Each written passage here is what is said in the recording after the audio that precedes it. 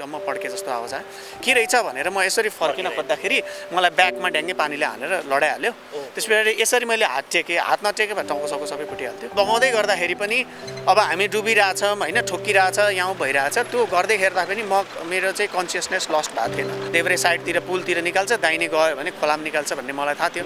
त्यो भएर बगाउँदै गर्दाखेरि म चाहिँ उल्टे फेर्ने ट्राई गरिरहेको थिएँ कि कसरी हुन्छ त्यो भित्तो च्यापिने, ताकि चाहिँ मलाई चाहिँ आफ्नो चान्स हुन्छ नि पुलतिर निस्किने चान्स त्यो बढोस् भनेर मैले चाहिँ ल ठिकै छ अब जता बगाए नि बगाओस्, मैले यति ट्राई गरिहालेँ भनेर मैले आँखा बन्द, त्यस पछाडि चाहिँ मैले आँखा बन्द गरेँ। दुईजनालाई यहाँ फालेको थियो होइन, मलाई यहाँ फाल्यो, अर्को बाँच्ने दाइ अलिकति अगाडि फालेको थियो।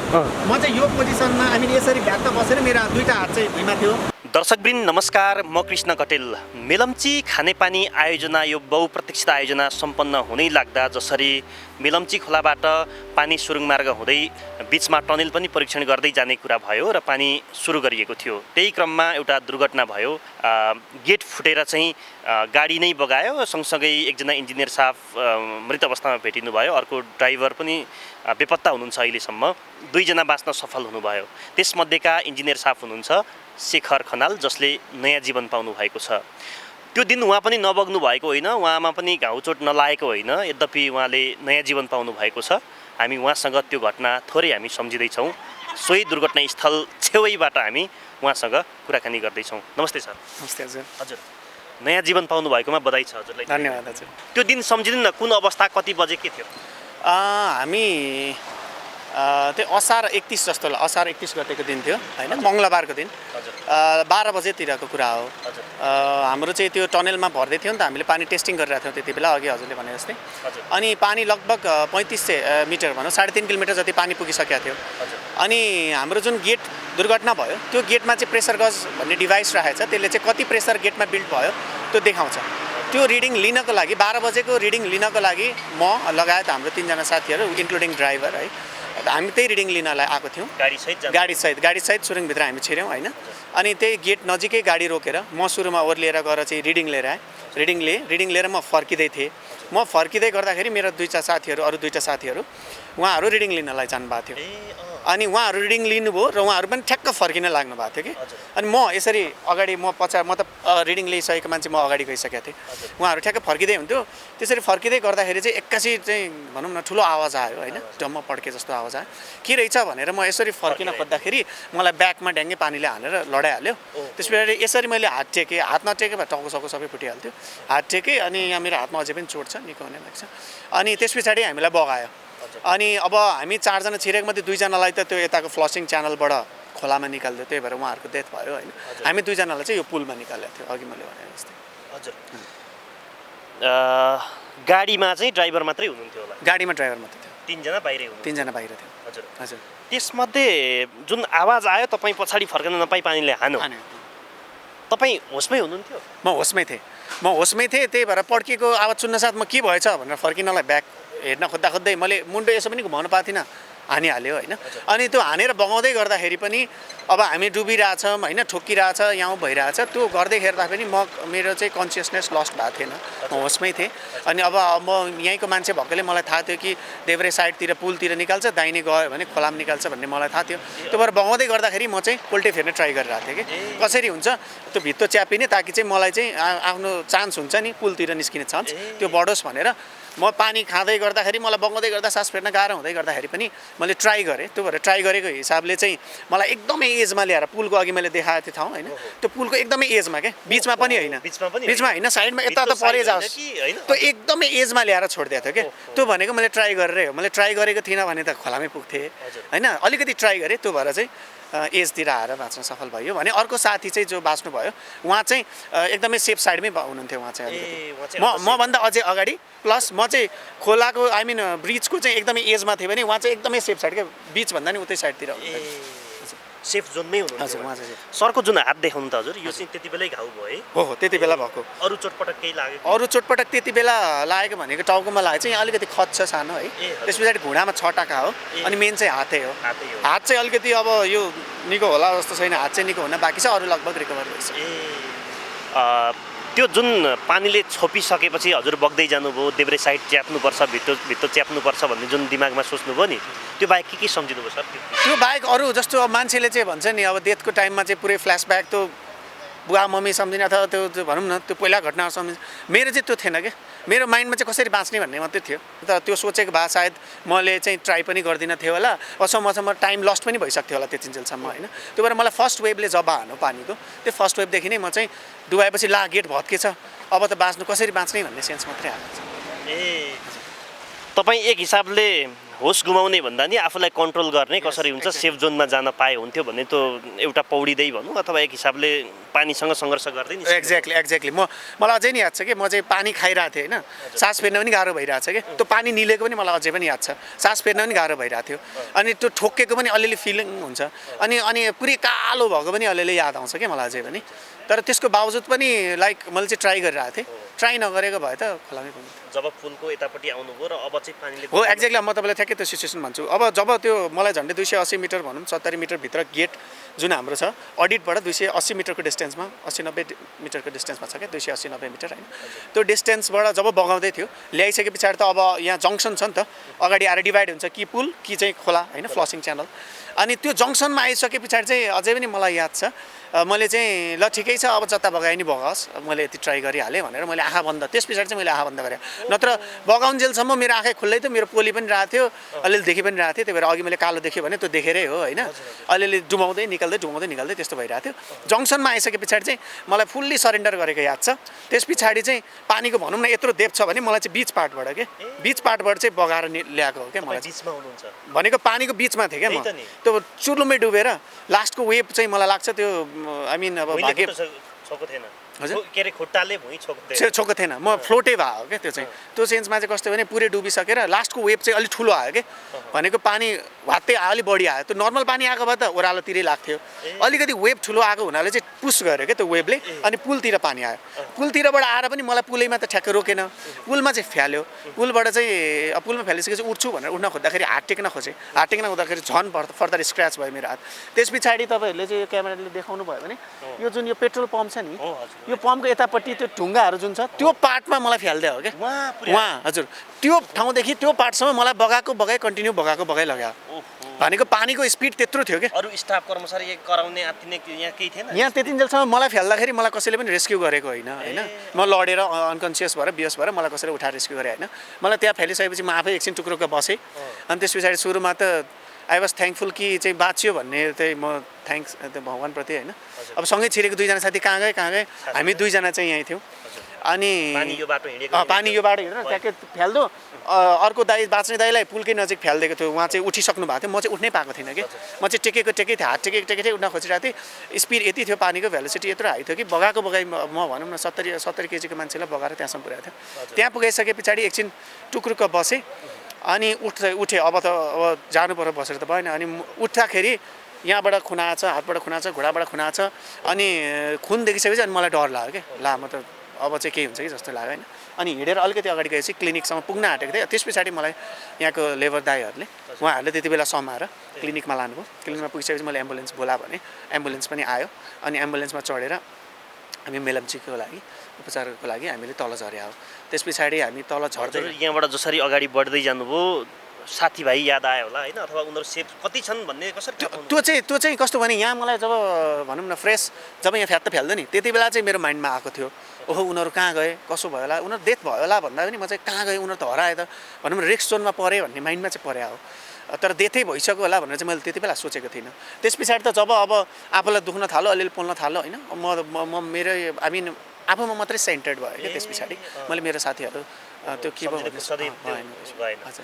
त्यसपछि जुन सर दुर्घटना भयो, तपाईँ यता आइसकेपछि ओहो रगत बगिरहेको रहेछ तर पनि म बाँच्छु भनेर यता जाँदै जानुभयो, लेबरहरूले उता लाँदै हुनुहुन्थ्यो, त्यस बेला त कुराहरू खेल्यो होला मनमा होइन, अब घर परिवारसँग एक्ज्याक्टली म कति बजेपछि भयो, कति समयपछि होइन यस्तो भयो। अब कति बजे भन्दा पनि जुन मलाई यहाँ फ्यालिसके पछाडि दाइहरूले मलाई सम्माउनु भयो सरी, अनि त्यो समय चाहिँ एम्बुलेन्समा जब चढेँ, म एम्बुलेन्समा चढेर चाहिँ गइसके पछाडि साइडबाट जब निस्किँदै थिएँ, अनि मलाई मेरो माइन्डमा के आयो भने अब दुर्घटना त भइसक्यो, राष्ट्रिय गौरवको आयोजना न्युजमा जान्छ, अनि अब बुवा मम्मीले त अब भनौँ न चाहिँ एक्सिडेन्ट भएर चाहिँ 2जना डेथ, 2जना चाहिँ सिकिस्त घाइते यसरी चाहिँ उद्धार भएको भनेर सुन्यो भने त अब एकदमै ठुलो घटना हुनसक्छ होइन, उहाँहरू त अब त्यो सुन्न सक्ने अवस्थामा हुन्न भनेर मेरो मोबाइल त खोलाले बगाइसकेको थियो।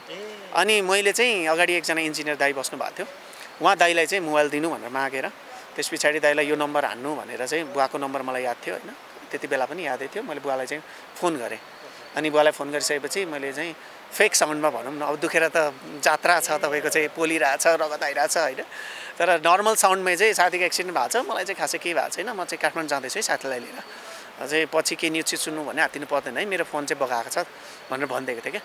ल काठमाडौँ पुगेपछि फोन गर, बुवाको चाहिँ यही रेस्पोन्स थियो। त्यस पछाडि अब बुवालाई गरिसकेपछि अब अर्को धेरै चासो राख्ने कान्छी दिदी हुनुहुन्थ्यो होइन, अनि मेरो दिदीलाई कान्छी दिदीलाई पनि फेरि फोन गर्न लगाएँ मैले, अनि दिदीलाई पनि त्यही भने, अनि दिदीले चाहिँ क्रस क्वेसन गर्न थाल्नु भयो क्या मलाई। अब क्रस क्वेसनको आन्सर दिन सक्ने अवस्थामा त म थिइनँ, अनि मलाई झनक्क रिस उठ्यो, ल फोन राख, म अहिले धेरै बोल्न सक्दिनँ भनेर मैले फोन राख्दिएँ। त्यस पछाडि अगाडि बढ्दै जाँदाखेरि अनि मलाई डर के लाग्यो भने त्यो कच्ची बाटोमा उफार्दैछ मलाई होइन, मेरो चाहिँ यो घुँडाहरूबाट एकदमै पछाडिपट्टि धेरै स्क्रच, घुँडाबाट त हलहली खुन गइरहेको थियो, त्यो हेर्न नसकेर मैले चाहिँ टिस्यु पेपरले चाहिँ यसरी छोपिदिएँ हो क्या, त्यो नदेखियोस्, हेऱ्यो भने टेन्सन हुन्छ भनेर। अनि धेरै खुन गइसक्यो, यहाँ अरूभन्दा पनि टाउकोबाट खुन आएको देखे पछाडि मलाई डर लाग्यो। अनि मैले मेरो इडीलाई, मेरो हाकिम एक्जिक्युटिभ डिरेक्टर तिरेश खत्री सरलाई उहाँलाई फोन गर्न लाएँ, अनि उहाँलाई फोन गरेर सर मलाई चाहिँ यस्तो भयो, हेलिकप्टर पठाइदिनु भनिसकेपछि उहाँले तुरन्तको फोन गरेर त्यस पछाडि हेलिकप्टर टाइममै आयो। उहाँले चाहिँ त्यो टाइममा रेस्पोन्ड नगरिदिनु भएको थियो भने सायद बाँचिँदैन पनि थियो होला, किनभने मेलम्चीबाट तपाईँ काठमाडौँ चाहिँ 4 घन्टाको कच्ची बाटो उफ्रिँदै त्यो टेन्स सिचुएसनमा, ब्लिडिङ भइरहेको सिचुएसनमा जानु भनेको, हजुर त्यो सिचुएसनमा जानु एकदम रिस्की थियो। त्यो हेलिकप्टर हामी तल पुग्दाखेरि हामीले मेलम्ची पुगेको लगभग आधी घन्टा, म्याक्सिमम आधी घन्टामा हेलिकप्टर आइसकेको थियो, र त्यो स्प्यान मिनवाइल त्यो टाइममा चाहिँ हामीले चाहिँ मेरो चाहिँ प्राइमेरी ट्रिटमेन्ट त्यहाँ भइरहेको थियो होइन, घाउहरू सफा गर्ने अनि अलिअलि ब्यान्डेज स्यान्डेज लाउने भइरहेको थियो। त्यही त, त्यसरी उद्धार हुनुभयो। अब त्यसपछि चाहिँ गाडी पनि यस्तो स्थिति, मान्छे पनि बेपत्ता, मृत्यु भन्ने विषयमा चाहिँ पछि थाहा पाउनु अहिले जुन हामीले मैले अघि ओपनिङ गरेँ अलि मिस्टेक हुनसक्छ होइन, एकजनाको सब भेट्यो, एकजना बेपत्ता है, अब त जीवित होलान् भन्ने त आशा छैन, दुईजना चाहिँ तपाईँले भन्नुभएको एकदम सही हो। एकजनाको सब भेट्यो, त्यो भाइ चाहिँ सतीश कोइत भन्ने भाइ थियो, कन्ट्र्याक्टरको इन्जिनियर है, अनि अर्को भनेको चाहिँ ड्राइभर, कन्सल्टेन्टको ड्राइभर थियो, उसको चाहिँ सब भेटिएन। तर कस्तो भन्दाखेरि उसकै सब भनेर चाहिँ ग्यारेन्टी गर्न सकिएन, त्यो एउटा सब चाहिँ सिपाघाटमा एउटा कङ्काल भेट्यो कि, त्यो कङ्कालको डिएनए टेस्टिङ गर्ने कुरा चाहिँ थियो पनि, गरियो पनि, तर त्यसको रिजल्ट के हो ठ्याक्कै त्यही हो कि होइन त्यो चाहिँ मैले अहिले ठ्याक्कै भन्न सक्दिनँ। त्यसपछि सिपाघाटमा भेट्यो, एउटा भाइलाई मेलम्चीमा भेट्यो, अर्कोलाई सिपाघाटमा। त्यो हुँदाखेरि सर वास्तवमा त्यो साथीभाइ तपाईँको कति अगाडिदेखिको घुलमेल त्यो दिमागमा आउने आजभोलि त्यस्तो केही हुन्छ? त्यो भाइ चाहिँ एकदमै नजिक थियो भाइ, किनभने हाम्रो दुर्घटना असारमा भएको, वैशाख 1 गते हामीले सँगै बसेर चाहिँ रमाइलो गरेका थियौँ होइन, अनि मसँग अलिक क्लोज नै थियो क्या, जस्तो चाहिँ गाडी देख्यो भने ल दाइसँगै जाने गरौँ भन्ने, यसो यताउता गर्ने भन्ने नजिकै सम्बन्ध थियो। ड्राइभर दाइसँग चाहिँ अब हाम्रो गाडी साइडमा 2-3टा गाडी हुन्छ, अब कुन गाडी आयो पाला आयो त्यसमै चढ्ने गर्ने हो होइन, त्यस्तो सम्बन्ध थिएन।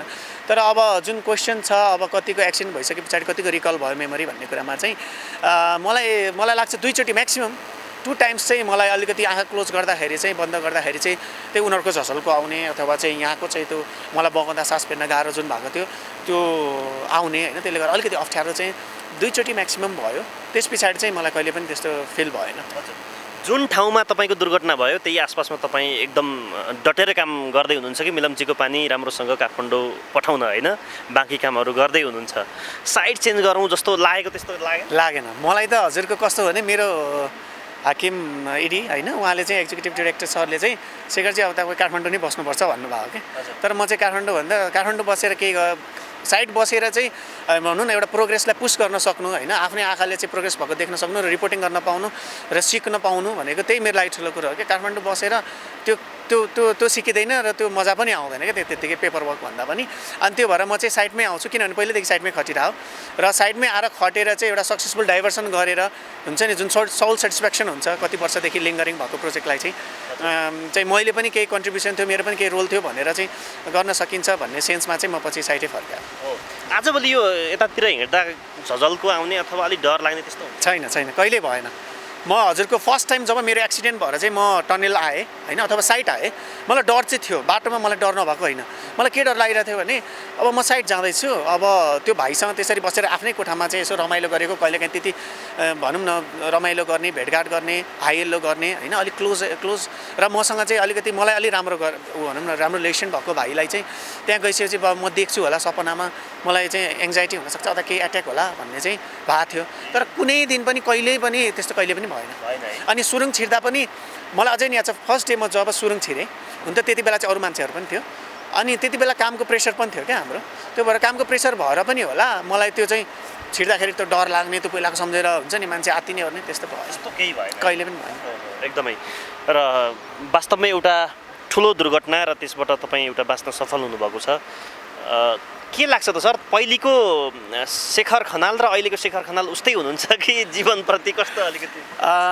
अलिकति चेन्ज भन्नु पऱ्यो अब मैले चाहिँ के सिकेँ भने लाइफ एकदम अनसर्टेन रहेछ क्या जस्तो अब अहिले हामी गफ गर्दैछौँ होइन जति बेला जे पनि हुनसक्छ हामी जति बेला चाहिँ हाम्रो चाहिँ जे पनि घटना हुनसक्ने भएकोले चाहिँ के कुरा चाहिँ ग्रेटफुल हुनु पर्दो रहेछ भने जस्तो अब भोलि बिहान उठ्दाखेरि बाबामा पनि बाँचिरहेछ दाजुभाइ बाँचिरहेछ होइन दिदीबहिनी बाँचिरहेछ अनि त्यस पछाडि अब तपाईँको अप्रिय घटना सुन्नु नपरोस् जस्तो भाइ कतै जाँदैछ दुर्घटना भयो यताउता त्यस्तो घटना जति बेलै हुनसक्छ र त्यस्तो घटना भएको छैन अहिलेसम्म भने चाहिँ भगवान्प्रति चाहिँ कृतज्ञता हुनुपर्छ कि दे आर सेफ त्यो नै हो कि एभ्री डे चाहिँ यु सुड बी ग्रेटफुल कि तपाईँ चाहिँ भगवान्प्रति खुसी हुनुपर्छ कि माई प्यारेन्ट्स माई फ्यामिली होइन उनीहरू चाहिँ सेफ हुँदो रहेछ भनेर चाहिँ एउटा चाहिँ त्यो ग्रेटफुल हुनुपर्छ र अर्को कुरा चाहिँ लाइफ अनसर्टेन छ जति बेलै जे पनि हुनसक्छ क्या बी प्रिपेयर्ड फर द्याट तपाईँ त्यसको लागि चाहिँ प्रिपेयर भए हुन्छ यो अलि संवेदनशील कुरा हुन त अब इन्जिनियरिङ लाइनमा हुनुहुन्छ तपाईँ होइन सर त्यो दुर्घटना भयो तपाईँ जुन सबै चित्र हामीलाई वर्णन गर्नुभयो नि बग्दै आएदेखि हस्पिटलसम्म गएको अनेक कुराहरू तपाईँको आँखाबाट आँसु झरे